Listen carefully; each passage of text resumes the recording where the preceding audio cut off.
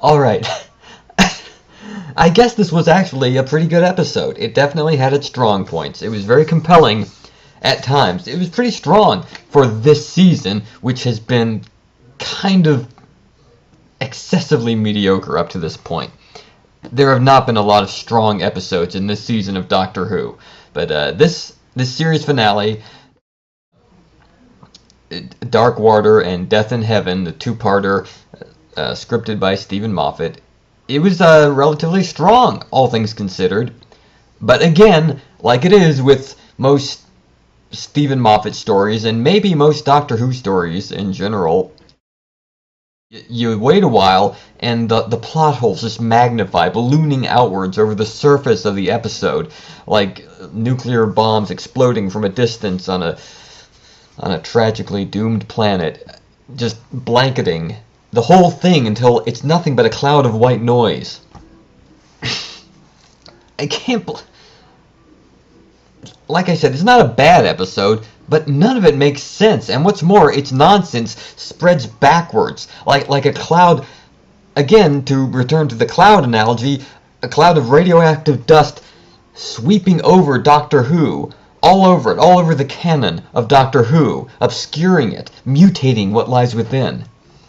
I had to make a list, big list.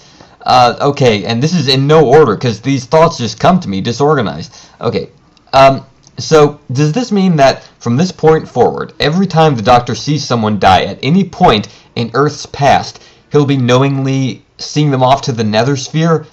So the Doctor knows at this point that anytime he sees someone die at any point in human history, before this point, presumably, he knows that if he goes, say, 4 centuries back in time, he sees someone die, he knows that that person is going to be spending the next 4 centuries in the Nether Sphere. Okay? Well, what about all those sensations that the people in the Nether Sphere were experiencing? Part of the Missy's plan was to fool rich people into thinking that they had to fund 3W to get them into the Nether Sphere, so she made up this plan about this story about how people could still feel sensations after they die and think, which is patently absurd, but was that true? Because we see people in the Nether Sphere experiencing these things. They feel cold, they feel pain. Was that just an illusion or something? Was Missy taking the time to make sure that each person experienced these phantom pains? That's kind of it's a plot hole. Okay, what were the phantom pains? Were they just that, phantom pains? Were they made up by people's imaginations? What were those? Was it true? Was it not true? I assume it wasn't true, but okay. Was it some kind of illusory input created by the programming of the Nether Sphere?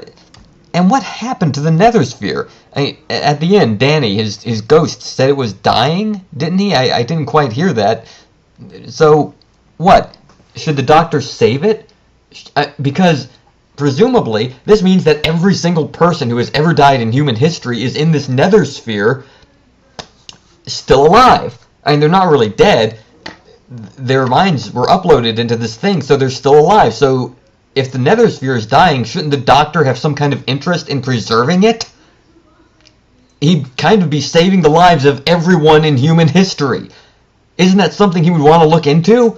Does he think, oh, well, they died already, I just let them die for realsies this time? But they're not, they're alive, they're just in the Nether... Why didn't they actually address the poignancy of this situation? If people are actually dying for the first time, isn't that kind of a big deal too? Couldn't they have returned to the question of whether or not there's an afterlife, just given it some lip service or something? I don't know. Danny will probably come back to life anyway, but we'll assume for now that he won't. Which also raises questions. There was the grandkid, and I've heard people talking about Clara met her and Danny's grandkid from the future, so that doesn't make sense. Or okay, let's see what's next on my list. Why wouldn't the Doctor keep the Nether Sphere going, though? Really, because everybody in human history is in there. Why is it dying? Why is it shutting down? Why? Did it need constant maintenance or something? Reasons. Maybe there are good reasons. I can think of good reasons, but these reasons need to be put within the context of the show. Otherwise, they're just left hanging. That's storytelling. Okay. Every person who ever died. Okay, first time. So for the first time, every person who ever died in human history is actually dying. Up to this point, they've all just been hanging around in this ball. I don't know. Abraham Lincoln, Gandhi, Charlemagne, Jesus? Okay. And the bracelet, which somehow lets people go to and from... I'm not even touching that one. And, and the Brigadier. The Cyberman Brigadier. So did he destroy himself? We just saw him fly off. He didn't fly off with the others and destroy himself. Why not? Wasn't he compelled to... Did he... I mean, again, maybe there are reasons. I can imagine reasons why he wouldn't obey with the rest of the Cybermen, but doesn't that mean that other Cybermen might not have destroyed themselves? Did he destroy himself? Did he delete his emotions at any point? Did he? What was he going through in the Nether Sphere? Okay, I keep going back to my list, because I can't keep this all in my head. I gotta make sure I don't miss anything. Okay, if love, which is a promise, overrides a lack of emotions, then how come this hasn't come up more often? Shouldn't this have been a major stumbling block for the Cybermen up to this point? And did Missy build the Cybermen from scratch, or did she make an alliance with a pre-existing faction of Cybermen? Where did they come? If they're fresh from Earth, do they have access to a data? How do they know about the Doctor? Okay. And yes, love has often been the bane of the Cybermen. It's beaten them before. But if all it takes is love, why doesn't it keep stopping them? I mean, presumably, there are plenty of Cybermen who would rather not kill their loved ones, but we haven't seen that stop them all the time before. Okay. And what about Clara? Yeah, what about Clara? I mean, she screwed the Doctor over in the first part of the episode. Did she ever actually apologize for that? What was her deal? I mean, in the grand scheme, Missy goes on to explain that she chose Clara, that Clara was part of her plan. What plan? What is she talking about? That is never followed up on. Missy, the mistress, just mentions at one point that she chose Clara, that she paired her up with the Doctor intentionally. What? And? Go on. How does that tie into anything that's happening? It's like they just wanted to put in another conspiracy subplot and then didn't bother to elaborate on it at all. Okay. Why does she have to be with this Doctor? Why not... If this little scheme has been running through all of human history, which is kind of a logical leap, I think, what makes the Doctor think that Missy's been doing this throughout all of human history? Why did Missy activate it now? Why didn't you do it to some other Doctor? Why wait? He's almost died so many times. What if he had died before she had a chance to spin her birthday surprise? What? Was it really just because he happened to show up in the mausoleum at that point? What if he never had? Would she have just kept on doing this, hoping that he would show up? And big coincidence that he happened to show up at that time with Clara, and apparently Missy was monitoring them both all this time somehow. And if Missy was lying about Gallifrey, what was she going on about going back to it with the Doctor? And how come Missy isn't older? If she's been doing this throughout all of human history, I mean, assumedly, is that a word? Assumedly? I assume that she has a time machine, a TARDIS. Where that is, that's never addressed either. I guess there's just a spare TARDIS somewhere on Earth, so she could zip up and down the timeline, but she takes the time to personally greet new arrivals. We see this in the show. If she did that to even a small fraction of everyone who's ever lived all throughout human history, then she must have run through several lifetimes, even Time Lord lifetimes at this point. Going on.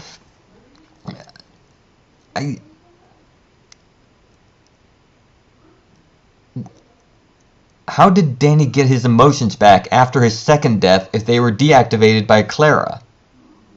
Yeah, if Danny had his emotions deactivated by Clara when he was a Cyberman, how did he get them back, presumably, when he went back to the Nethersphere when he died the second time?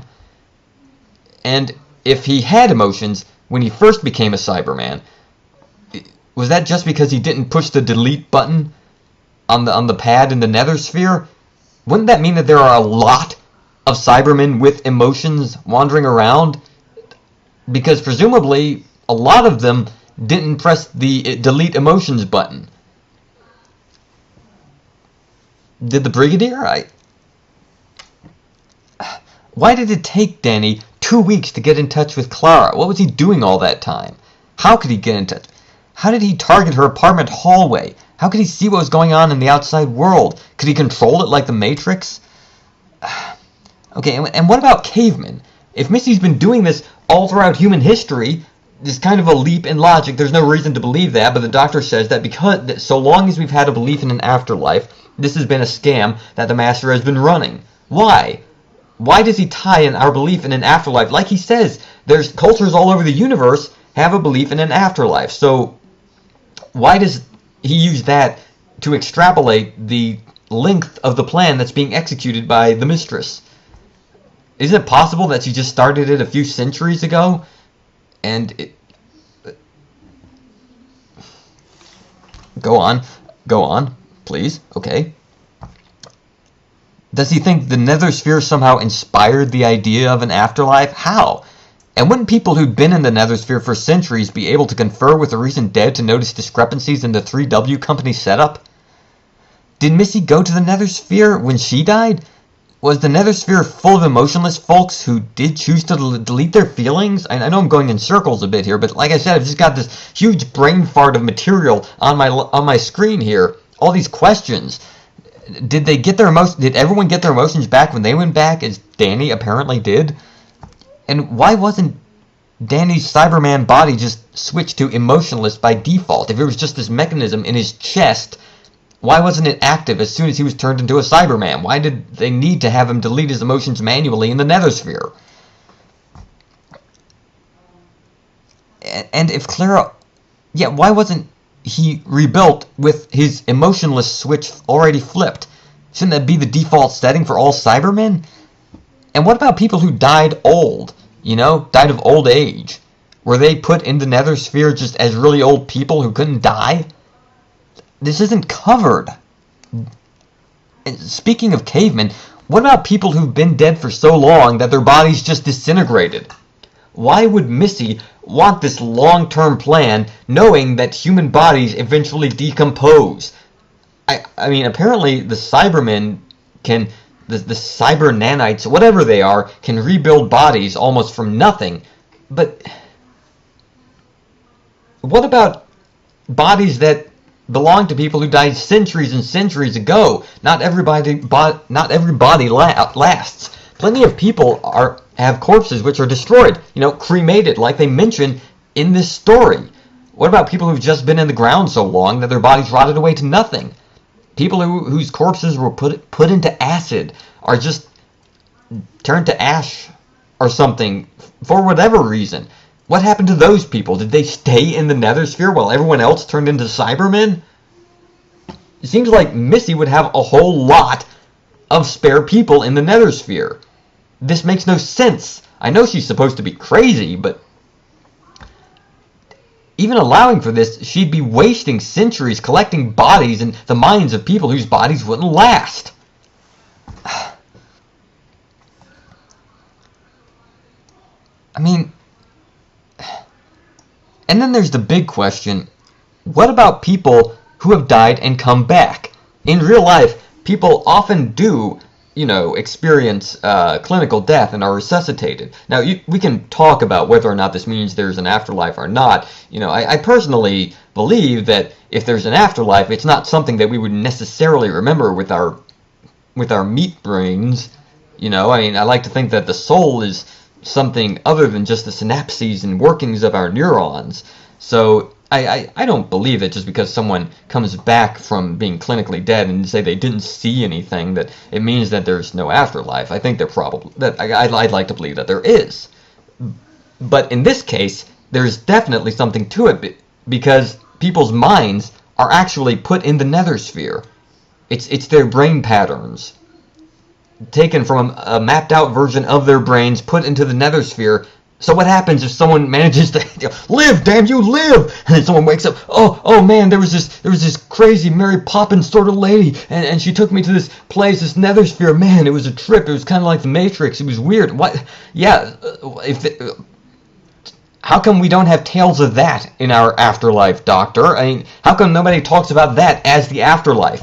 I mean, and that's just in real life. You know, people being resuscitated, do their minds bounce back to their bodies after they've been to the nether sphere? In Doctor Who continuity, there have been many people who have died and stayed that way for a while to be revived through miraculous means. It's happened a lot in this show. In Torchwood, remember? There was a whole subplot about dead people being brought back to life out of the morgue. Why didn't they ever mention that? Captain Jack puts the glove on the person, he comes back to life, and says, oh yeah, before I go, don't forget about the nether sphere. Jack Harkness himself, wouldn't he have gone to the nether sphere? And this episode posits that this has always been going on all throughout human history. So it's mind-boggling that it hasn't come up before now. This just throws a huge spanner in the works.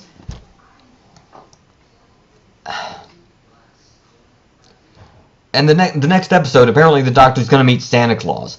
I predict that it's going to be a lot like this. You're not Santa Claus! I am Santa Claus. You're not Santa Claus! I am Santa Claus. You can't be Santa Claus! I am Santa Claus. You're not Santa Claus! I am Santa Claus. You can't be Santa Claus! I'm Santa Claus. You're not Santa Claus! Yes, I'm Santa Claus. You're not Santa Claus! I am Santa Claus. You're not Santa Claus! I am Santa Claus. You're not Santa Claus! I'm Santa Claus.